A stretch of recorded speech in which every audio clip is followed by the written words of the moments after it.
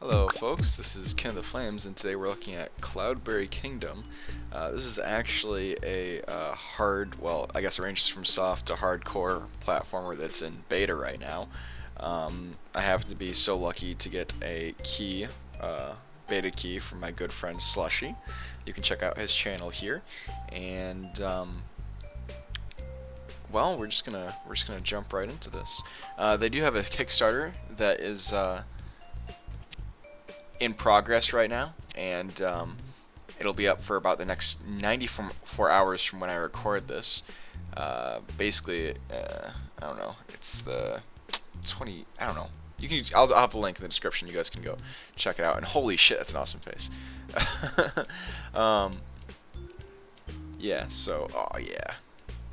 This game looks rockin', basically. I was super excited to check this out, and I'm glad to share it with all you guys. And it looks like it's 4 players too. If you do fund the Kickstarter, you can. I guess campaign's not open right now. If you do fund the Kickstarter, you can get access to the beta right away, and I believe that's $10. I'm not sure, but it's either $10 or $15. I'm pretty sure. It's pretty cheap. Let's just do random, classic difficulty, custom. I don't know. I honestly don't know. I'm just gonna leave everything at default because I've never played this before. Holy shit! Look at all these options. Yes, this is procedurally generated, by the way. Let's just do random. 1, 2, 3, 4, 5, 6, 7, 8, 9, 10. All right, that looks pretty random. And yeah. Holy crap! I have no idea what I'm doing. Get a grip, peacemaker.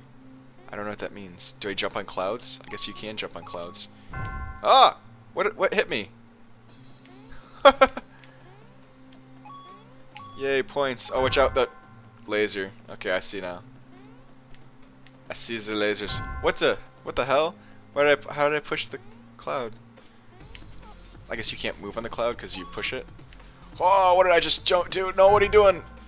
Alright, I need to scale this back a little bit. Holy shit, I'm getting my ass handed to me. Alright, how about we do training? Yeah, training. There you go. It's a good start. Instead of custom.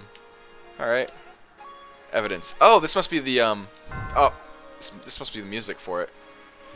I believe you can change those with the, yeah. This game is totally, totally controller compatible with the, it's a 360 controller at least. I don't know. Whoa! Oh shit. I don't want to kill the poor blocks. I wonder if I could just, oh, I can't just run into it from the side. But yeah, this music kind of reminds me of, what do you say? It was a game on Newgrounds. Ah, shit. It was like Death Roll Dice. He used music by some guy. God, this is like training. I'm getting my ass handed to me. I'd like to point out that the control. Oh, jeez. Okay, so apparently, oh no, go back to like that one. I think there's a quick respawn, but it doesn't seem to be working. Oh, what? Watch the computer see how it's done. Oh, you can spend crystals to show slow motion. That's cool. I'm just messing around with the buttons right here to see what's going on. And I think that's pretty much everything. Yeah. Ah! So it's good to know that it does seem that the levels do not stay the level doesn't stay the same when you die and respawn. So unlike that's a checkpoint? Yes. So unlike Super Meat Boy, where if you died, you could respawn immediately, and basically the rough way you'd have to take would be the same, and you can, you know, beat it based on muscle memory. And in this case, you actually have to go inside, buddy. How do I? You can duck. Oh, X. There we go. Keep settings. Yeah, let's keep for this for another level. So yeah, it's like you have to so like if that red ball killed me, it wouldn't be in the same position, starting position. If I just went back at the same speed, it would be in whatever position, because the level just keeps going. But That's okay, because this game does do something cool, which it procedurally generates all the levels, which basically leads to infinite replayability, and that is literally amazing, especially considering how many poop. Especially considering the verbosity of the options that you seem to be in the levels. And then you collect these crystals, and you can just like keep these things, generate a new level. So it's like you're not playing the next level, but you're playing the next level in an infinite series. And I can see them doing a bunch of balls. I can see them doing a bunch of like time trials or something. Shit. Like leaderboards. You know, those kind of things for people who can just like go. Do I have to like spam it or something, or what the hell? Okay, you just gotta tap it right as you hit it. All right. But yeah, I can see them doing a lot of amazing stuff with this, and I'm digging the artistic style a lot as well. So like you can see with like those clouds, like I had no idea how that worked. Eventually, you'll get a good understanding of how. Whoa, laser, right away. Shit. Eventually, you'll get a good understanding of how like each of the specific things work in these levels. So you'll get accustomed to the challenges, and it will be slightly less challenging. But like I said, it's procedurally generated, so the format in which the levels are presented will always present a consistent challenge to people who still know like each of the obstacles and how to come across them. But even then, they can always add extra obstacles. Like the way they did with these, I'm sure all you have to do is add another object and say like they seem to be doing a lot of pathing in here, which is why you could, you know, like for coins buy your path through the level, because when they create the level, they have to assure that there's actually a way through the path, or a path through the level that can be taken. So I'm sure they like double check that and everything. And oh shit, I forgot what I was gonna say. But no, wait for that rubber one. Run away! Oh, poop. But yeah, I'm sure all I have to do is to make sure that that they draw like a line through the level or something with that new object, and say that you know, just I don't know, integrate it with that path or whatever. I honestly have no idea how they did all this. I think procedural generation is like the future of games, because it leads to such well, it leads to emergent gameplay, for one thing, like Dwarf Fortress, which is one of the best examples of procedural generation. Everything is always new, basically. All the objects are the same, but no. Man, how do I do that? But none of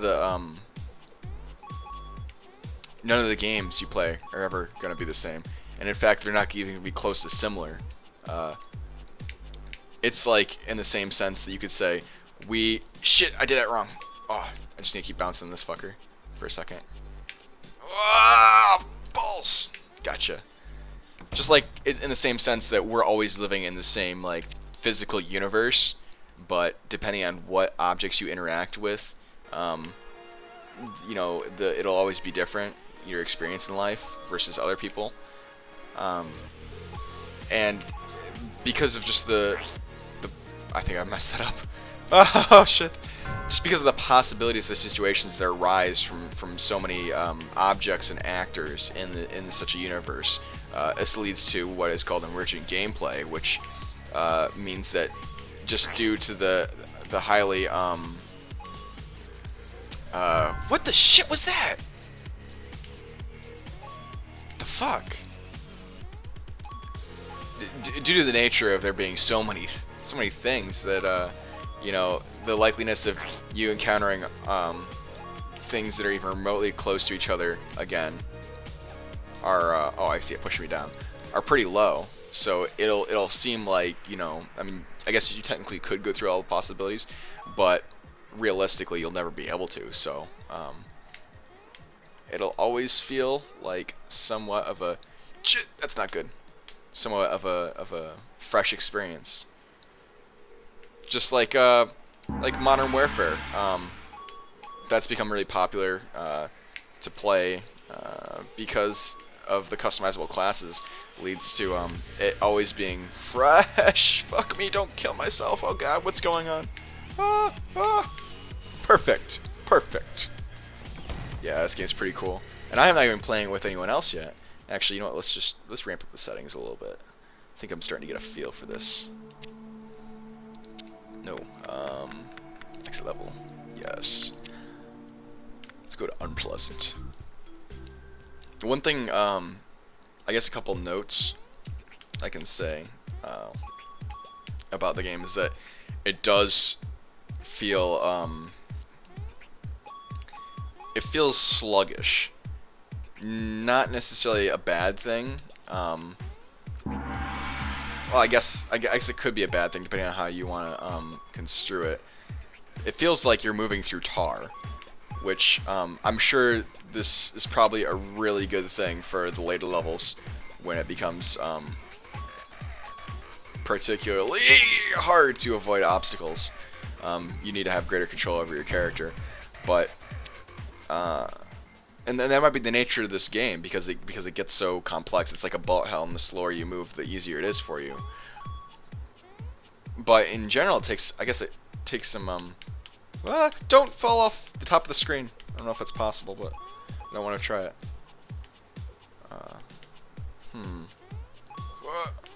There we go. I guess it feels different than other platformers, which, you know, like I said, it's not necessarily a bad thing. It might exist in this way because they realized they had to make it slower for if they wanted to add all the stuff they did to the game, which is totally legit. Generally, sluggishness is not a good aspect in platformers because you want tight controls. Tight controls being fast responses to player movement, and it kind of feel like it does have that, though.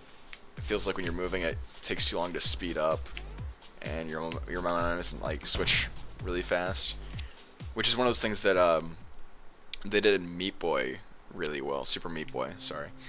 Well, there's Meat Boy, but you know, balls. Wonder if I can quick respawn by just tapping it. Oh, hey, those kind of reset this time. That's cool. Don't get ballsy. I think I just made a mistake. I just made a mistake. Don't kill me, Master of Blocks. It's kind of interesting how they. I mean, not only are the levels generated. Well, obviously they're procedurally generated, but it doesn't necessarily mean they're done completely at random. You can see some things like this whole two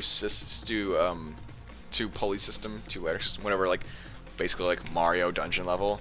They seem to always be going up and down next to each other. And those blocks on the left over there, I'm assuming I'm going to see more of those going, like a whole pit of those, just like you see this section right here. You know, they might mix the objects themselves in between objects, but they also have them in like sets like this, where they just give you the whole set at once. And I'm assuming like they've got like background sets like that to jump over, and then they've got like other obstacles they can put on top, like lasers, which you know be in the more complex levels, I would say. Bounce.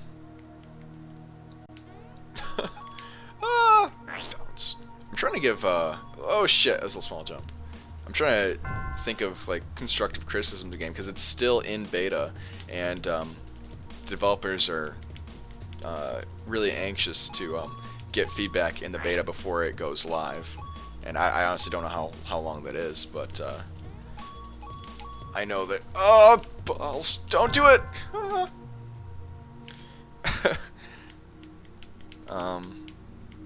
But yeah. I don't know how long it's gonna be in beta, but I know if it might only be until the Kickstarter's over, or it might be far after the. Gosh dang it! Might be far after the Kickstarter is over.